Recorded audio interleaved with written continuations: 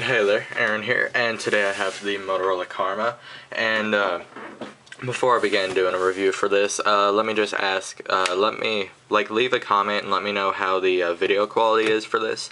I'm recording it on my new Sony TX1, so I'm not sure how it'll turn out.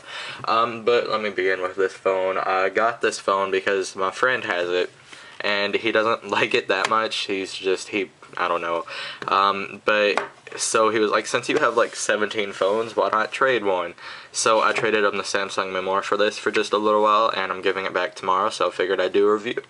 But let me start off. It has a 2.5-inch QVGA screen with 240 by 320 pixels, and I am reading this off of Motorola's website, so if it sounds a little funny, that's why. Has a 2.0 megapixel camera with a flash. It takes decent pictures, and the battery life on this thing, it's a really good battery. It'll last you about a couple days. If you are using 3G, you can use it for up to 3.5 hours. The battery size is 1,170 milliamp hour batteries, so a pretty big battery. Their standby time is 366 hours, which I'm not sure if that's really that accurate. That says on 3G. But let me go ahead and show you around the phone. You have your call send, call in keys right there. Shortcut to get to your messaging. Back clear key, main menu button. A shortcuts button, which brings up a little screen. And then this is something I don't like about this phone at all. On a lot of phones, you can just hit center button, go to menu. Brings up this little shortcut menu. You can set these to whatever. I have it create message, address book, IM, and then mobile email. I just don't like that much at all. And then you have your full QWERTY keypad down here with your shortcut to AT&T's MediaNet right there. On the back, once again, you have the camera, the flash.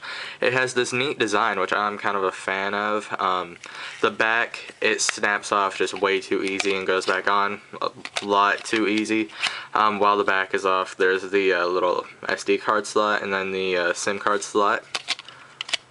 Let me go ahead and get that on. So like, it feels like if you drop the phone, the back would just pop off, which actually it has. You have your 3.5mm headphone jack up top. On the right side of the phone, you have your volume toggle. On the left side, you have your shortcut key. I don't know if it's programmable, but it goes to camera. And the camera has an 8x zoom, which is fairly decent. It's 2 megapixels, so the pictures aren't going to be that best, but it's good enough. This phone, the design of it, I'm not the biggest fan.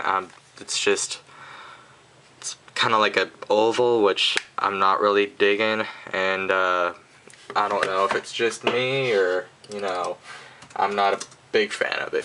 But going into the menu, your first option, well, it automatically defaults to messaging, but your first option is, your social networking, which if you go into that, you have shop applications, Juicecaster, which I'm not sure what it is, Facebook, and then MySpace. Which it's just something that, you know, you have to pay for to use the internet to get on these. This just takes you right to like myspace.com and facebook.com, which I don't really like that much.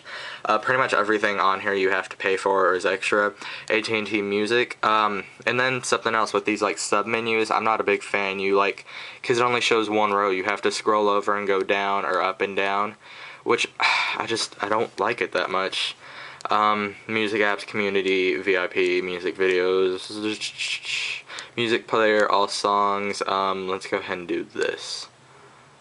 Show you the speaker on it, how good it is. Speaker is located right there.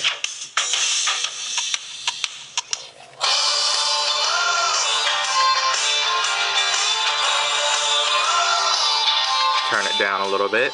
And this is the screen you will be presented with for music, just pretty boring and plain. You can multitask though, which is kind of nice.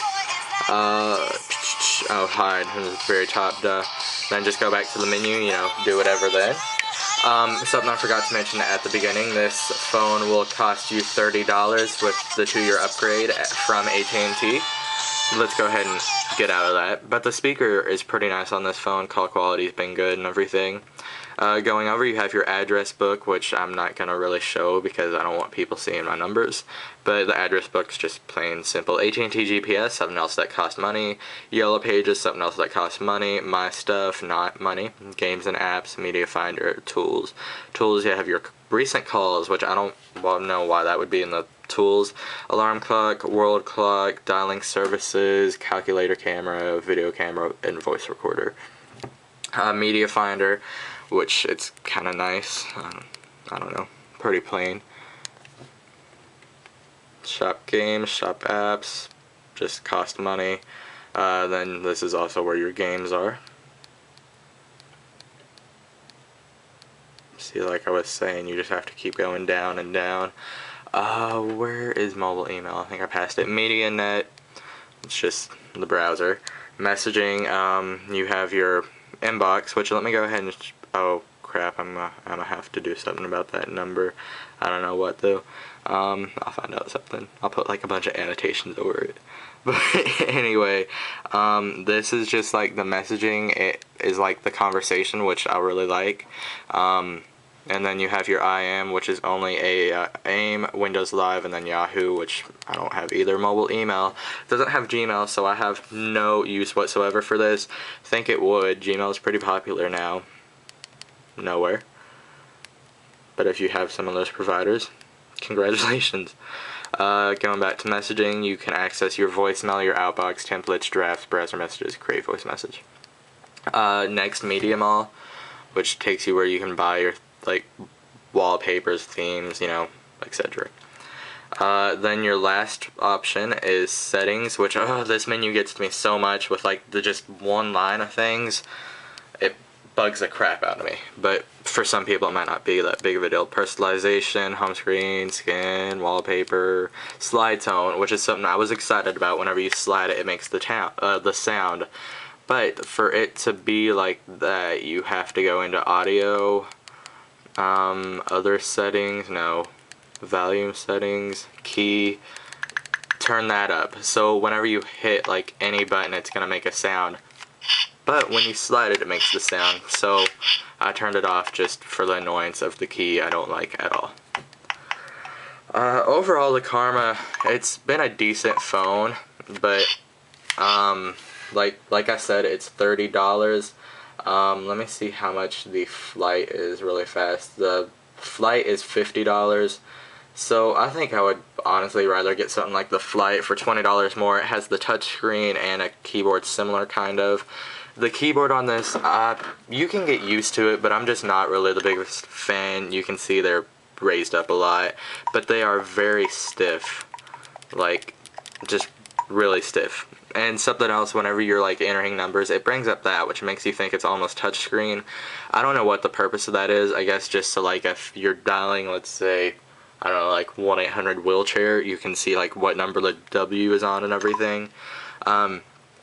But you can see it, I think. But the D, the 5 right there, is like, it's not as raised up as all the others. It's really weird. I thought like the person who owned it before me just like smashed it down one day too hard. I don't like it. I guess they did it just so you can get a feel of like where your hand is and like if you're dialing numbers not looking at it. But I don't know. This phone, it's been a decent phone. It'd be a good phone for like if it was your first phone or if you just wanted a cheap phone. But then again, it has all these things like in the menu that you have to pay for from AT&T that you can't really get rid of. There's 1 you have to pay for, 2, 3, 4, 5. So 5 out of 10 things you have to pay for. So half of the menu. But yeah, I definitely want to say not buy this phone. If you like the design and you can deal with the stiff keyboard, then you know, go for it. But that's just been my little overview of the Motorola Karma. Thanks for watching.